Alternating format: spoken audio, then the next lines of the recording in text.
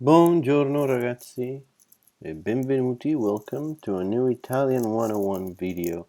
Today's topic is very important. I verbi in are or are verbs. Let me start by reminding you of certain things we have insisted on a lot in the previous classes. First, let's remember the verb to be in English and the conjugation table we have seen. I am, you are, he, she, it is, we are, you guys are, and they are. So what we just did with the verb to be, I hope you remember, is to conjugate it, right? Conjugating a verb means changing it so that it fits the subject of the action, right? So when the subject is I, you use the form am for the verb to be. And when you change it for you change the verb as well for are so that it fits that subject, right? That's conjugating. Now let us take a look at two verbs that we have studied so far in Italian. The first one is essere, right? Let's practice it a little. Io sono. Tu sei. Lui è. Noi siamo. Voi siete. Loro sono. Good. Let's practice avere now. Io ho. Tu hai. Lui ha. Noi abbiamo. Voi avete. Loro hanno. And of course, remember that the lui form and the lei form are always the same, right? So these are the two verbs we have studied so far in our class. And when we studied them, I asked you to memorize them, right? To learn them by heart. The reason I asked you to memorize them is that they are what is known as irregular verbs. So basically today we are learning that there are two groups of verbs, two big groups of verbs in the Italian language. Regular verbs and irregular verbs, and both essere and avere belong to the second group, to the group of irregular verbs. What defines irregular verbs? It's quite simple. They do not follow a pattern. Okay? The way that the word changes depending on the subject, the way that the verb is conjugated cannot be defined via a simple pattern, right? So for someone who is encountering the language for the first time, there's no other way to learn it but to memorize it, okay? But luckily, a vast majority of verbs in Italian do not work this way, right? We don't have to memorize every single conjugation because they do follow patterns. They are what is known as regular verbs. So there are three groups of regular verbs in Italian, and today we are going to learn the first one.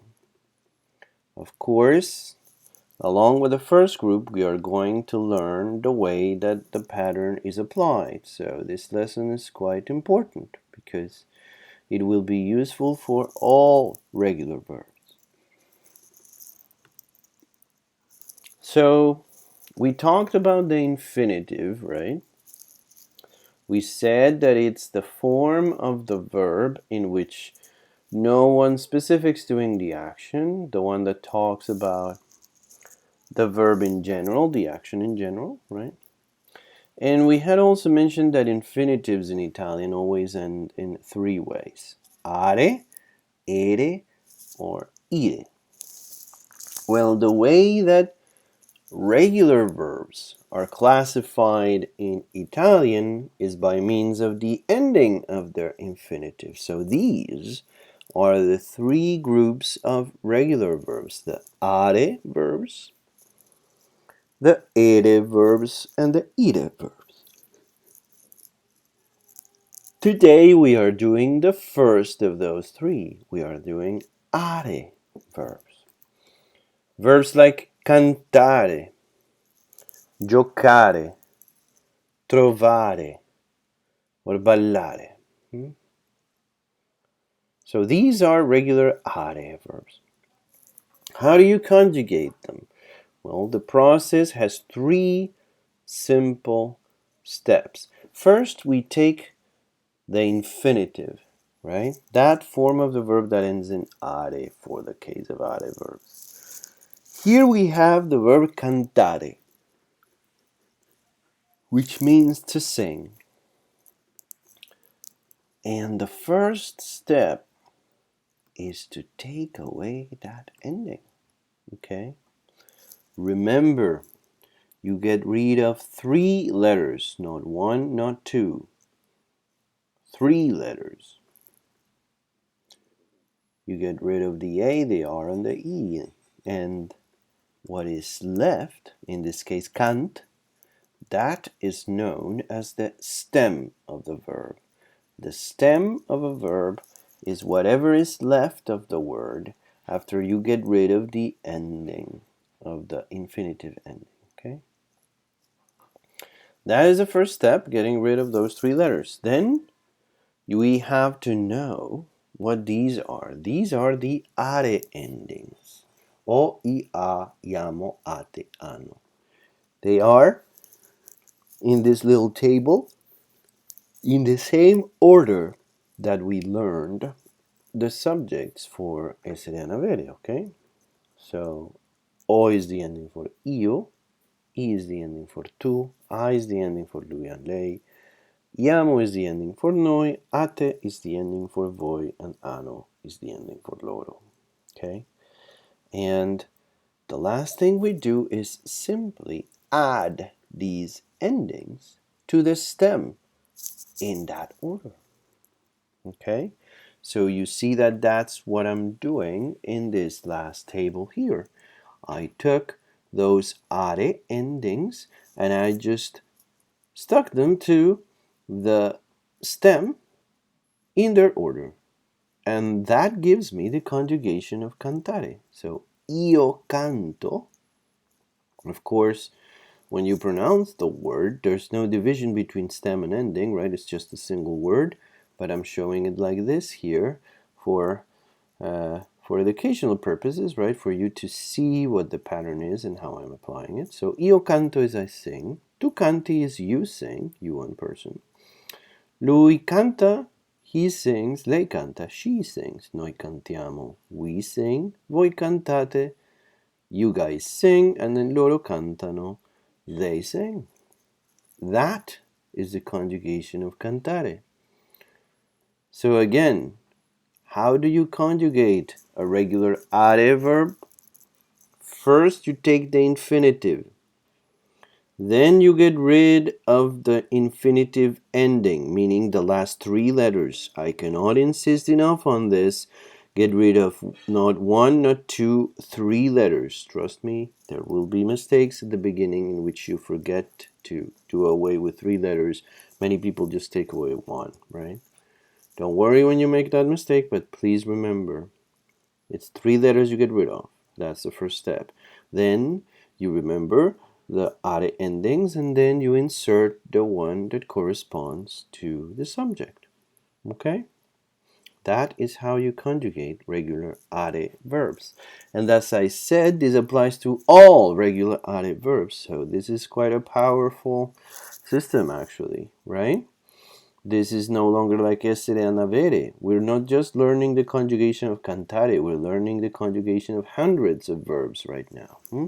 A couple examples. Ballare, to dance. Ballare. So what did I do for this table? Same thing.